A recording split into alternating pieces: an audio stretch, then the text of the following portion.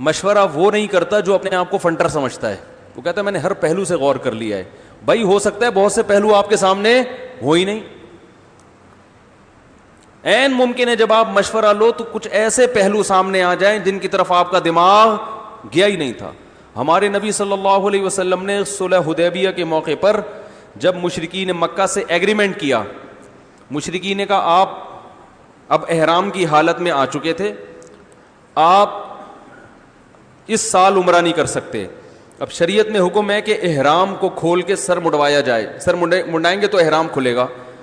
اب نبی صلی اللہ علیہ وسلم نے صحابہ کو حکم دیا سر مڈالو اور احرام کھول دو. یہ ایسا ہی جیسے نماز میں نیت توڑنے کا کسی کو کہا جائے, مشکل کام ہوتا ہے نا. تو صحابہ نے کہا ہم نے احرام میں آ گئے, عمرہ کیے بغیر تو احرام کھول نہیں سکتے نا, اب کیسے کھول دیں احرام, دم بھی دینا پڑتا ہے اس میں اور عمرہ بھی واجب ہو جائے گا.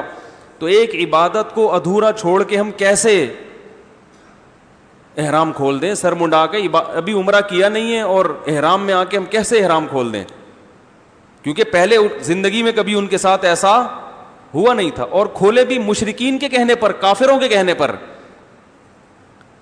اور ان کا کوئی مطالبہ بھی معقول نہیں ہے, سارے غلط مطالبے. تو ان کی غلط مطالبے بھی مانیں اور عمرہ بھی چھوڑ دیں اور احرام بھی اتار دیں. تو نبی صلی اللہ علیہ وسلم نے حکم دیا, صحابہ کی نہیں دل مائل ہو رہا تھا, تو آپ نے اپنی زوجہ سے مشورہ لیا کیا کریں. انہوں نے فرمایا یا رسول اللہ آپ ان کو حکم نہ دیں, خود سر منڈا کے احرام کھول دیں, آپ کی دیکھا دیکھی یہ کر لیں گے. کہیں نہیں ان کو, عمل کر کے دکھائیں. کیونکہ ان کے ذہن میں یہ آ رہا تھا نا کہ یہ تو ایک غلط کام ہے, تو جب نبی کو دیکھیں گے کرتا ہوا تو بھائی نبی سے زیادہ پرہیزگار کون ہو سکتا ہے. تو جتنا بھی آپ ان کو کہتے رہیں گے یہ نہیں مانیں گے. تو آپ صلی اللہ علیہ وسلم نے اپنی زوجہ سے مشورہ لیا, انہوں نے مشورہ دیا کہ ایسا کہیں. پیغمبر خدا ہو کر بھی مشورہ لے رہے ہیں کہ بھائی کوئی ممکن ہے ان کے ذہن میں کوئی ایسی بات آ جائے جو میرے ذہن میں نہیں ہے. تو مشورے کا حکم اس لیے بھی ہے کہ جو مشورہ نہیں لیتا وہ اپنے آپ کو دنیا کا سب سے بڑا فنٹر سمجھتا ہے, اور اللہ کو فنٹر سمجھنے والے پسند, فنٹر گیری اسلام میں پسندیدہ نہیں ہے. اور بھائی ہو سکتا ہے تم بڑے فنٹر ہو, بڑے ذہین ہو, لیکن ممکن ہے دوسری کی دماغ ایسی طرف چلا جائے تمہارا ذہن نہ گیا ہو. کیا خیال ہے بھائی, غلط کہہ رہا ہوں تو بتا دیں. تو ہمارے نبی نے تو سکھایا ہے, آپ سے بڑا, آپ سے زیادہ ذہین کون ہو سکتا ہے. تو آپ صلی اللہ علیہ وسلم نے یہی مشورہ پر عمل کیا کہ بھائی کہنے کا فائدہ نہیں ہے, سر منڈا لو. جب صحابہ نے دیکھا نبی نے سر منڈا لیا تو بہت سب نے سر منڈانا شروع کر دیا, سب نے حرام کھول دیا. تو ہم ہوتے استخارہ, ہر چیز میں استخارہ, استخارے پر فیصلے ہو رہے ہیں. کیونکہ زیادہ تر لوگ استخارہ کرتے ہیں شادی بیاہ کے موقع پر اور بیڑا غرق کر رہے ہیں. زیادہ تر نکاح کے موقع پہ استخارے نکال کے رشتوں کا بیڑا غرق کیا جا رہا ہے. یہ تو بہت ہو رہا ہے. اچھا بھلا رشتہ آیا بہن کے لیے, بیٹی کے لیے, استخارے میں نہیں آیا, ٹھیک ٹھاک رشتے کو چلتا کر دیا, کسی مکھنچو سے شادی کر دی کیونکہ وہ استخارے میں آ گیا تھا. میں پتہ نہیں کیوں نہیں آ رہا استخارے میں سمجھ میں نہیں آ رہا ہے بھائی. اچھا خیر, تو پتہ نہیں لوگ بیوقوف کیسے بناتے ہیں. تو یہ بیوقوف بناتے ہیں کیا بتا رہا ہوں. تو یہ مزاح کر رہا ہوں, اس کو سیریس نہ لیں بھائی. تو استخارہ نکالا, اچھے رشتے. ابھی ماں باپ اپنی بچی کو لے کر آئے, رشتہ آیا ہوا ہے, مان کے ہی نہیں دے رہی, استخارے میں آ رہا ہے اس بچی کے کہ یہ بندہ ٹھیک نہیں ہے. تو میں نے کہا یہ اس کو سمجھ میں ہی نہیں آ رہا ہوگا, لڑکا پسند نہیں ہوگا, استخارے کی پہ ڈال دیا. آج کل یہ بھی ہے کہ جو چیز سمجھ میں نہیں آ رہی استخارے پہ ڈال دو. بدنام کون ہوگا, استخارہ ہوگا, ٹھیک ہے نا.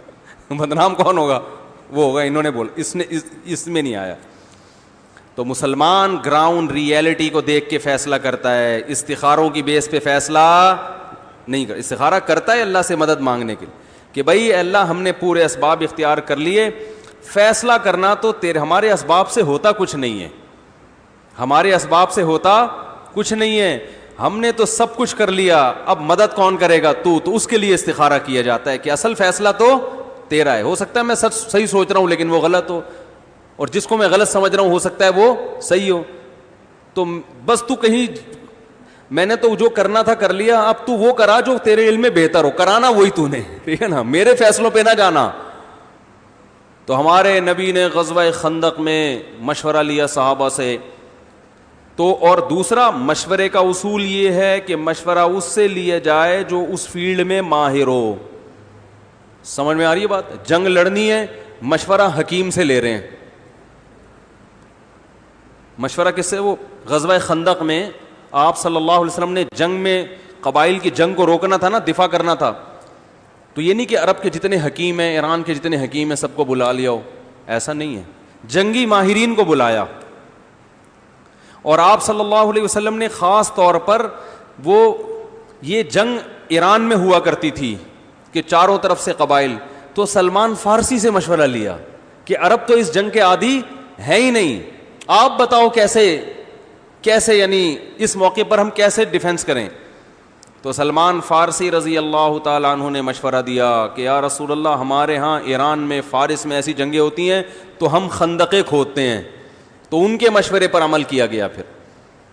تو اس لیے ہمارے جو بھی فیصلے ہوں میرے بھائی, گراؤنڈ ریئلٹی کو سامنے رکھ کے ہونے چاہیے.